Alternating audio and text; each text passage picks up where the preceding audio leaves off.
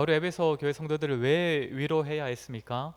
바울이 현재 로마 감옥에 갇혀 있기 때문입니다.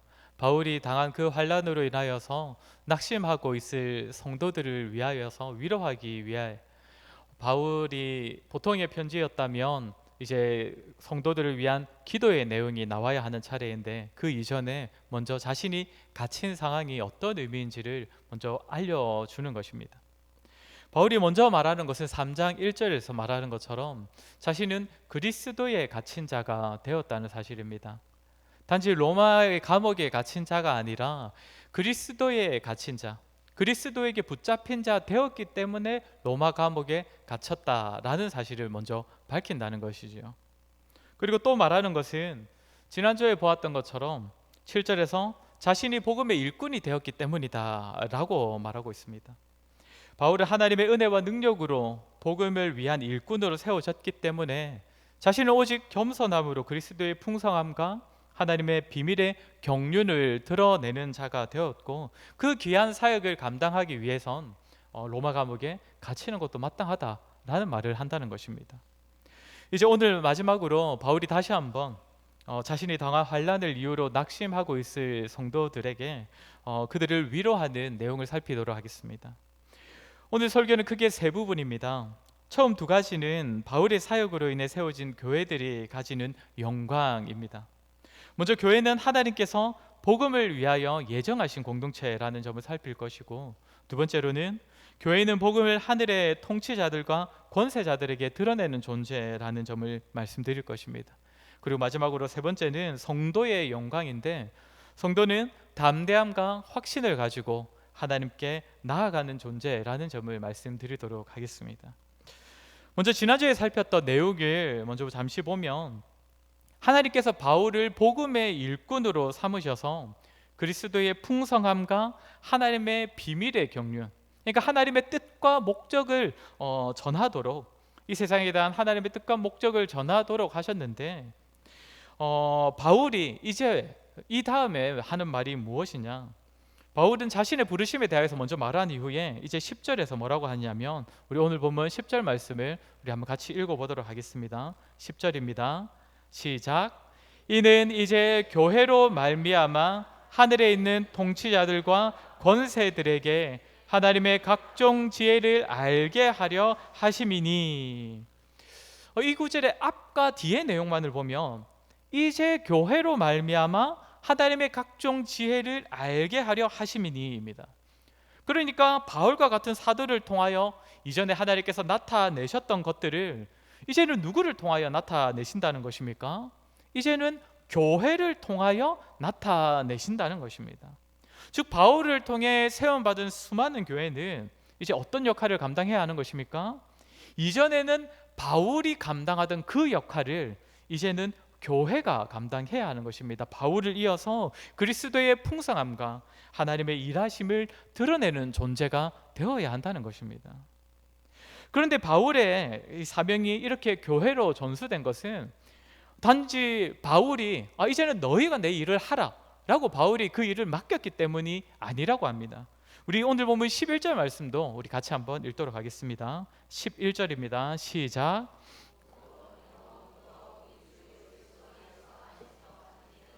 뜻대로 하신 것이라. 아멘. 뭐라고 합니까? 영원부터 그리스도 안에서 예정하신 그 뜻대로 하신 것이다 라고 말하는 겁니다. 그러니까 그리스도의 몸된 교회를 통해 이 땅 가운데 복음이 드러나는 것, 교회를 통해 그리스도의 풍성함과 하나님의 뜻과 하나님의 목적이 드러나는 것은 영원 전부터 아버지 하나님께서 세우신 계획대로라는 것입니다. 여기서 우리가 먼저 보게 되는 교회의 영광스러움이 있습니다. 교회는 어느 날 갑자기 만들어진 공동체가 아닙니다. 구약시대에는 성도가 이스라엘이라는 국가로 존재를 했는데, 이제 신약시대에 와서는 교회라는 형태로 존재하면 더 좋을 것 같으니까 우리가 교회를 만들자, 그렇게 사람들이 만들어 세운 것도 아닙니다. 예수님께서 공생의 사역을 하실 때에 베드로가 주는 그리스도시요 살아계신 하나님의 아들이시니이다 라고 고백을 했을 때 예수님께서 내가 이 반석 위에 내 교회를 세우겠다라고 말씀을 하시지요. 그런데 그러한 예수님의 선언조차도 교회의 시작, 교회의 처음을 말하는 것이 아니라는 것입니다. 구약의 이스라엘, 그리고 신약 시대인 예수님, 그리고 예수님을 이어서 사도들, 그리고 사도들을 이어서 교회가 그리스도 안에 있는 하나님의 뜻을 나타내는 것은 아주 오래전, 성경의 표현으로는 영원 전부터 예정되어 있었던 하나님의 계획이라는 것입니다. 하나님의 뜻하심 가운데 교회가 세움 받았다는 것입니다. 그러니 바울이 지금 에베소 교회 성도들에게 10절에서 뭐라고 하는 겁니까? 나의 여러 환난에 대하여 낙심하지 말라. 이는 너희의 영광이니라. 바울은 이 땅의 교회들을 세우기 위하여서 이전에도 고난을 많이 받았고 지금도 로마 감옥에 갇혀 있지만, 그로 말미암아 세워진 교회들은 아버지 하나님께서 영원 전부터 세우기로 계획하셨던, 그렇게 오래전부터 준비하신 존재가 바로 에베소 교회를 비롯한 이 땅의 교회들이다. 그리고 교회 안에 속한 너희들이다. 그러니 교회를 세우기 위해 수고하고 환난을 당하는 나도 영광스러운 존재이고, 나로 말미암아 세워진 교회들, 그리고 이제 내 사명을 이어갈 너희 교회들도 다 영광스러운 존재이다, 이 말을 전하고 있다는 것입니다. 사랑하는 성도 여러분, 저와 여러분이, 또한 우리가 속해 있는 우리의 교회가 바로 이러한 존재입니다. 영원 전부터 하나님의 사명을 위해 예비된 존재가 저와 여러분, 우리 교회입니다. 우리와 우리의 교회가 얼마나 복되고 영광스러운 존재인지를 아시겠습니까? 저와 여러분은 개인의 구원에 있어서도 영원 전부터 계획되었고, 또 그런 자들을 교회로 불러 모으셔서 영광된 사역을 맡기신 것도 아버지 하나님의 오래된 계획, 아버지 하나님의 수건 사업과 또 같았습니다. 그렇게 우리가 좀 이런 시선으로 우리 교회를 바라볼 수 있었으면 좋겠습니다. 하나님께서 교회에 복음을 맡기시고자, 그 영광스러운 사명을 주시고자 아주 오래전부터 예비하신 그 하나님의 마음으로 우리 교회를 바라볼 수 있었으면 좋겠습니다. 때로는 부족함이 보일 것이고, 그 부족함과 연약함이 상처가 될 때도 있겠지만, 하나님께서 오래전부터 예정하신 교회는 사실 한 줌의 부족함도 없는 완전한 교회가 아니었습니다. 연약함이 있고 부족함이 있고, 때로는 세상의 공동체들과 같은 그런 모습들, 세상 공동체들이 가지는 그런 다툼과 갈등이 있을 수도 있는 그런 불안정한 교회가 사실상 하나님께서 예정하신 이 땅의 교회였습니다. 그럼에도 불구하고 하나님께서 자신의 뜻과 목적을 이 부족한 교회를 통해 이 땅에 드러내기를 원하셨습니다. 부족한 교회, 부족한 자들을 영광스러운 자리로 세우셨다는 것입니다. 그렇게 저와 여러분 역시 그 하나님의 마음으로 우리 교회를 바라보며 함께 지체로 부름받은 자들과 성령의 하나 되시게 하신 것을 힘써 지켜야 할 것입니다. 교회는 영광스러운 존재입니다. 바울이 교회를 세우기 위해 환난을 당하여도 괜찮다라고 말할 만큼 교회는 하나님께서 아끼시고 기뻐하시는 공동체라는 사실을 기억하여 저와 여러분 역시 동일한 마음으로 교회를 바라보고 아끼고 사랑하고, 또한 하나님의 영광스러운 사역을 감당하는 교회로 세우는 일에 힘쓰는 저와 여러분 되기를 주의 이름으로 간절히 소원합니다. 우리 다음으로 살필 것은, 하나님께서 교회를 통해 복음을 나타내시는 일은 영원 전에 계획하신 것인데, 특별히 여기서 바울은 교회가 그것을 누구에게 드러낸다라고 말을 하고 있습니까? 우리 다시 10절을 한번 보시면, 이제 교회로 말미암아 하늘에 있는 통치자들과 권세들에게라고 말을 하고 있습니다. 여기서 바울은 통치자들과 권세자들이 어디에 있다고 말합니까? 하늘에 있다라고 말을 하고 있습니다. 그렇게 여기서 바울이 말하는 하늘의 통치자들과 권세자들은 영적인 존재들을 말하는 것입니다. 이들을 천사들이라고 말하는 신학자들도 있는데, 에베소서 6장에서 바울이 동일한 표현을 사용하면서 대적들을 말하고 있습니다. 악한 존재들에게 이 동일한 표현을 사용하는 것을 보면, 바울이 여기서 언급하는 통치자들과 권세들도 악한 영의 권세들을 말할 것입니다. 아무튼 바울은 지금 그런 악한 영적인 존재들에게, 그런 교회가 어떤 존재로 앞에 선다는 것입니까? 그런 존재들에게 하나님의 각종 지혜를 나타내는 존재가 바로 교회라는 것입니다. 그런데 우리가 한번 생각을 해보면 악한 영적인 그 악한 존재들은 어떤 존재들입니까? 사실 굉장히 지혜로운 존재 아닙니까? 첫 사람들을 넘어지게 했던 존재가 바로 그 악한 영의 존재입니다.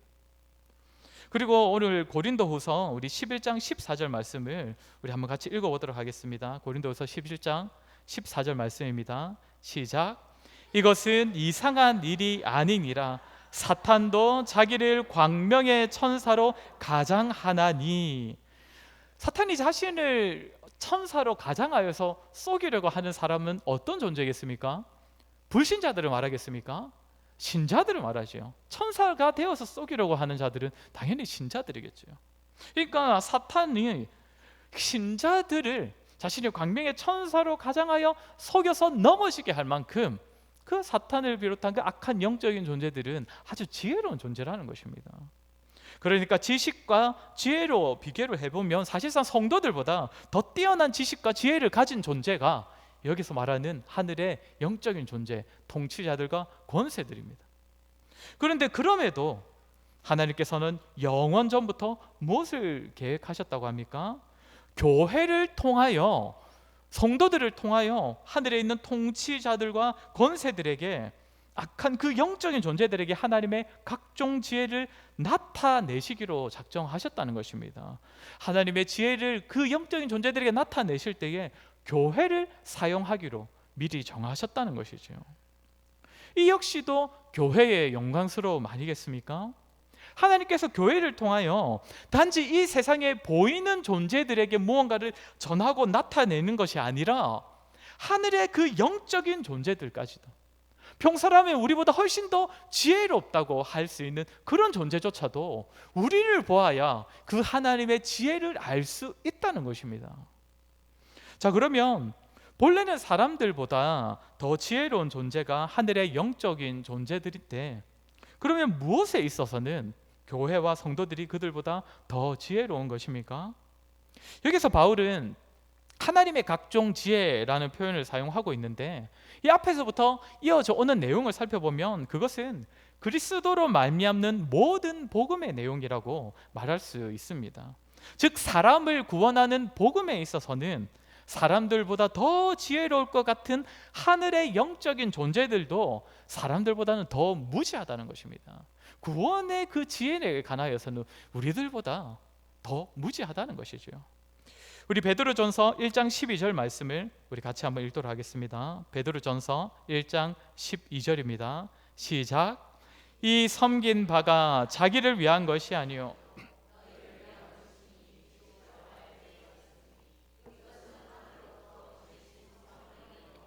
복음을 전하는 자들로 이제 너희에게 알린 것이요 천사들도 살펴보기를 원하는 것이니라. 아멘. 이 구절 앞에 내용부터 사실 봐야 하는데, 앞의 내용은 그리스도로 말미암는 구원을 말하고 있습니다. 그러니까 그 구원에 대하여서 예언자들은 성경을 연구하면서 깨달았고, 또 교회와 성도들은 복음 전하는 자들을 통하여서 복음을 통하여 전해 들었는데, 마지막에 뭐라고 합니까? 천사들도 살펴보기를 원하는 것이니라. 우리는 지금 사실 악한 영의 권세를 말하고 있고, 지금 베드로는 천사를 말하는 것이라서 다른 존재를 말하는 거긴 하지만 둘 다 하늘의 영적인 존재라는 점에서 공통점을 가지고 있는데, 이들도 무엇을 모른다는 것입니까? 그리스도를 통한 구원에 대하여서는, 즉 복음에 담겨있는 구원의 비밀에 대하여서는 그들이 교회보다도 모른다는 것입니다.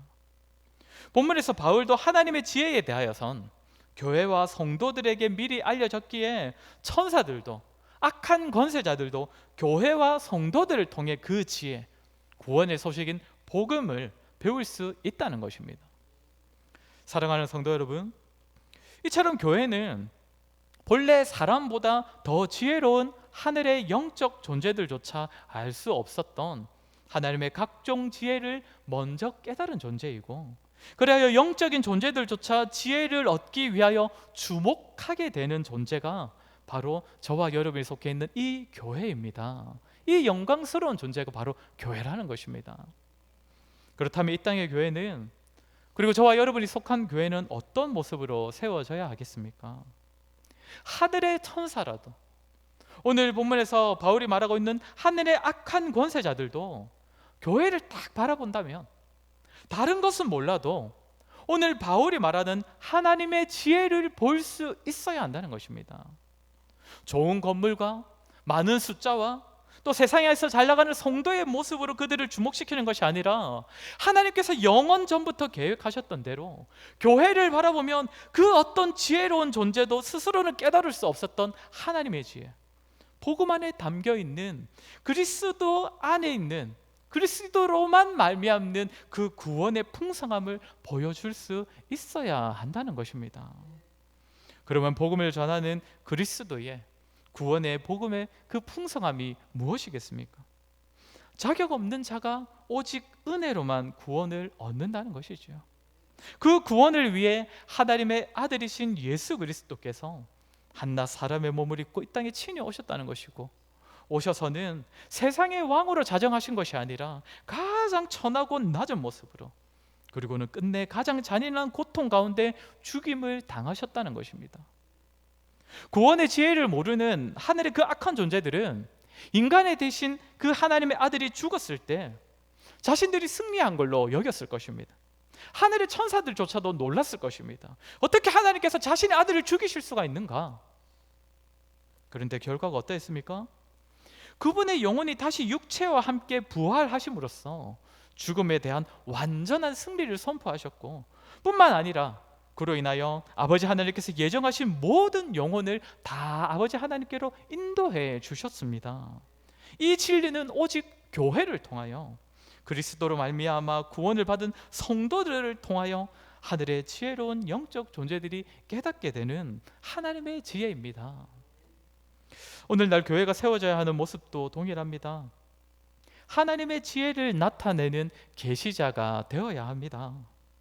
비록 본문에서 바울은 하늘의 영적 존재들을 향하여 교회가 보여주어야 한다라고 말하고 있지만, 우리가 기억해야 할 것은 하늘의 그 악한 권세계에 사로잡혀 있는 이 땅의 많은 불신자들과, 또한 죄와 불신앙의 가치와 그 질서에 물들어 있는 이 세상, 죄의 질서를 따르고 있는 우리가 속한 사회에도 하나님의 지혜를 보여줄 수 있는 존재가 되어야 한다는 것입니다. 이 세상과 불신자들이 저와 여러분과 우리의 교회를 바라보면 세상의 질서와는 전혀 다른 은혜의 질서가 존재한다는 사실을 깨달을 수 있어야 합니다. 하나님께서 구약 이스라엘 백성들에게 정말 율법을 요구하실 때마다 어떤 말씀을 함께 주셨습니까? 특히 가난하고 힘없는 자, 또 이방인들에게 선대하라, 그들에게 베풀라, 이런 말씀을 주실 때마다 함께 하신 말씀이 있지요. 나는 너희의 출애굽의 하나님이라, 너희를 애굽 땅에서 건져낸 하나님 여호와다. 너희가 은혜로 구원받은 것처럼 너희도 다른 사람들에게 은혜를 베풀라, 이 말씀을 함께 해주십니다. 성도는 은혜를 보여줄 수 있어야 한다는 것이지요. 또 무엇을 보여줘야 합니까? 무엇이 참 승리이고 무엇이 참 소망인지를 보여주어야 합니다. 인간의 삶은 이 땅에서의 삶이 전부가 아니지요. 이 땅의 것은 죽음과 함께 다 끝나버리지만 우리에겐 부활이 기다리고 있고, 부활 뒤에 누릴 영원한 나라가 기다리고 있습니다. 그렇게 이 땅을 살아가는 우리의 정체성은 나그네가 되어야 합니다. 돌아갈 곳이 있는 거류민이 되어야 합니다. 그 모습을 보여줄 수 있어야 한다는 것이지요. 구원받은 성도의 소망이 무엇인가? 그리고 또 무엇을 보여주어야 합니까? 이 당시 다른 집단에서라면 절대로 섞일 수 없었던 유대인과 이방인들이 교회를 통하여서 한 자리에 모인다는 것입니다. 한 자리에서 함께 예배한다는 것, 그 교회의 하나됨을 교회가 보여줄 수 있어야 한다는 것이지요. 갈수록 자기 중심성이 짙어지고 갈등을 마주하기 싫어서 다른 사람에게 자신의 마음을 열지 않고 자신도 다른 사람의 내면에 전혀 관심을 가지지 않는 이 시대 가운데 뒤섞이고 어울리고, 물론 그러다가 때때로 갈등이 있겠지만 다시금 화목을 이루고 하나 되는 그 과정을 통해 그 과정에서만 누릴 수 있는 그 기쁨과 행복과 만족을 교회가 이 세상 가운데 불신자들 앞에서 보여줄 수 있어야 한다는 것이지요. 갈수록 이 사회는 100번 잘한 일에 대한 인정과 칭찬보다 한 번 잘못한 것에 대한 그 한 번 잘못한 것으로 인하여서 다른 사람에 대한 평가를 깎아내리는 것에 익숙해지는 사회가 되고 있음을 우리가 보게 됩니다. 요즘 무슨 위원회 막 그 청문회 많이 하고 있지 않습니까? 그거 보면 뭐라고 합니까? 전부 다 잘한 일을 하나도 얘기하지 않고 전부 다 남들 못한 일만 가지고 깎아내리는 시간만 가지고 있지 않습니까? 그거 보고 있으면 어떤 생각 드십니까? 와, 국회의원은 전부 다 저런 죄인들만 모여 있구나, 막 이런 생각 들지 않습니까? 전부 다 깎아내리기만을 좋아하고 있습니다. 그런데 국회만이 아니라 사회 전체가 그러합니다. 사람들이 남들 잘한 이야기를 잘 하지 않습니다. 대신 작은 거라도 하나 꼬투리 잡게 되면 그것 하다 이야기하면서 그것이 마치 그 사람의 평가의 전부인 양 말하고 다니면서 그것 가지고 사람들을 다 평가하고 있지 않습니까? 교회와 성도는 그러지 말아야 할 것입니다. 이곳은 달라야 합니다. 모두가 은혜로 구원받은 자들이고 모두가 부활의 소망을 지닌 자들이고 모두가 하나 되어야 하는 사명을 받은 자들이 모여있는 자리가 교회입니다. 때로는 잘못을 진단하고 바로잡는 역할도 해야 하지만 또한 서로를 받아주고 배려하는 모습에 있어서도 이 사회를 훨씬 뛰어넘는 그런 너그러움이 있어야 한다는 것입니다. 저와 여러분, 우리 교회를 통하여서 정말 하늘의 존재들조차도 감탄하게 하는, 그들도 놀라게 하는 하나님의 각종 지혜, 구원의 풍성함이 더욱 분명하게 이 땅 가운데 드러나는 일이 있기를 주의 이름으로 간절히 소원합니다. 마지막 세 번째는 조금 짧게 살피도록 하겠습니다. 성도의 영광입니다. 우리 12절 말씀, 오늘 보면 12절 말씀을 같이 읽도록 하겠습니다. 시작. 우리가 그 안에서 확신을 가지고 하나님께 나아감을 얻느니라. 아멘. 사도를 통해 교회에 전해지고 또 교회를 통해 하늘의 영적 존재에게까지 전해진 그 복된 소식을 통하여서 이제 세움받은 모든 성도는 어떤 존재가 되었다고 합니까? 그리스도를 믿는 믿음만 있으면 담대함과 확신을 가지고 하나님께 나아갈 수 있는 존재가 되었다라고 바울이 말하고 있습니다. 모든 성도는 개인적으로 또 얼마든지 언제든지 하나님께 나아갈 수 있는 존재가 되었다고 말하고 있다는 것입니다. 이것이 우리에게는 너무나 당연해서 이제는 별로 실감도 안 나는 그런 당연한 소리로 들릴지 모르겠지만 이 당시 바울이 이런 말을 했을 때 누군가에게는 정말 큰 놀라움과 감동이 되었을 것입니다. 누구입니까? 이방인들 아니겠습니까? 이방인들. 유대인들처럼 자신들도 율법에 목을 메어야, 또 유대인들처럼 할례를 받아서 유대인들처럼 되어야, 아니 유대인들처럼 된다 하더라도 하나님께 나아감에 있어서는 유대인들과 자격이 전혀 다르다라고 여기고 있었던 그 이방인들에게 지금 바울이 뭐라고 하는 것입니까? 너희도 그리스도를 믿는 믿음으로 말미암아 우리 유대인들처럼 하나님께 직접 나아갈 수 있게 되었다. 그것도 막 겁먹으면서 우리는 유대인들 같지 않아서 어떡하지? 그런 마음이 아니라 정말 담대함과 확신으로 하나님께 나아갈 수 있는 존재가 되었다 라고 바울이 가르쳐 준다는 것입니다. 그러니 바울이 지금 에베소 성도들에게 나의 환난은 너희의 영광이라고 말하는 것입니다. 바울이 전한 것은 모든 성도가 각자가 다 하나님께 직접 나아갈 수 있다는 그 복된 소식, 이방인도 하나님께 직접 나아가는 영광을 누릴 수 있다는 소식이기 때문입니다. 사랑하는 성도 여러분, 저와 여러분도 그리스도로 말미암아 하나님께 나아갈 수 있는 존재가 되었다는 사실을 믿으시지요? 모두 다 믿으시기 바랍니다.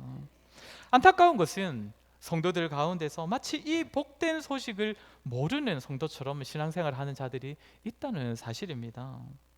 자신들은 유대인들과 달라서 하나님께 나아감에 있어서도 뭔가 정말 유대인들과 자격이 다르다고 여겼던 이방인들처럼 자신에 대하여서도 그런 생각을 가지는 성도들이 적잖게 있습니다. 어떤 성도입니까? 모든 성도가 하나님께 나아갈 수 있다는 분명한 가르침을 들었으면서도 하나님께 나아가지 않는 성도들이 주로 그런 생각들을 하고 있습니다. 하나님께 나아간다는 표현은 좀 추상적인 표현이지만 사실 꼭 그렇지만도 않습니다. 하나님께서 우리에게 분명한 은혜의 수단인 말씀과 기도를 주셨고 또 예배라는 분명한 통로를 주셨기 때문입니다. 이것이 성도가 하나님께 나아가는 분명한 수단, 분명한 통로입니다. 그러나 문제는 이 사실을 알면서도 이 분명한 수단을 사용하지 않는다는 것입니다. 설교를 통한 메시지를 들어도 저 메시지는 나에게 해당되는 메시지가 아니야, 다른 사람에게 해당되는 걸 거야, 아니면 성경 안에만 국한된 이야기일 거야, 그렇게 받아들이고 또 다른 사람을 통하여서 정말 말씀과 다른 사람의 말씀과 기도를 통해 은혜를 누린다는 그런 이야기를 들어도 그것은 그저 저 사람에게 해당되는 이야기일 거야, 그렇게만 받아들이는 성도가 많이 있다는 것이죠.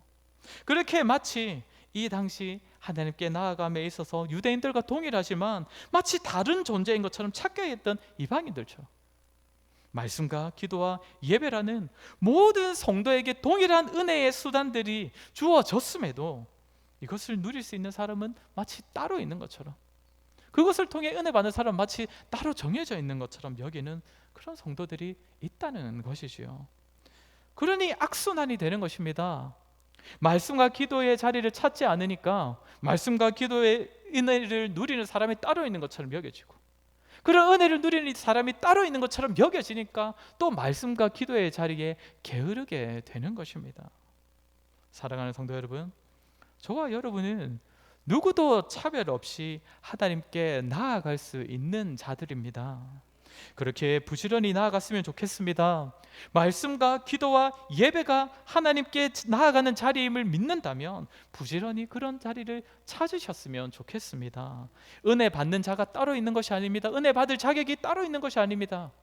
자격이 굳이 따로 있다라고 말을 한다면 부지런히 찾고 구하는 것이 자격입니다. 저와 여러분, 하나님께 나아감을 얻은 영광스러운 존재가 되었음을 기억하며 하나님께 나아가는 일에, 은혜를 구하는 일에 열심을 내는 저와 여러분 되시기를 간절히 바랍니다. 오늘 들은 말씀처럼 하나님께서 영원 전부터 세우기로 작정하신 교회의 영광스러움을 기억하시고 그리스도를 말미암는 복된 소식을 밝히 드러내는 우리 교회로 세워 가셨으면 좋겠고, 또한 개인에게 주어진 영광인 하나님께 나아감의 복을 충만히 누리시는 저와 여러분 되기를 주의 이름으로 간절히 소원합니다. 우리 시간 말씀을 기억하며 우리 같이 한번 기도했으면 좋겠습니다. 우리의 모습을 한번 돌아보았으면 좋겠습니다. 우리는 우리의 교회를 어떤 시선으로 바라보고 있습니까? 정말 하나님께서 아주 오래전부터 이 교회를 영광스러운 존재로 세우셨다는 그 사실을 기억하며 교회를 영광스러운 눈으로 바라보고 있습니까?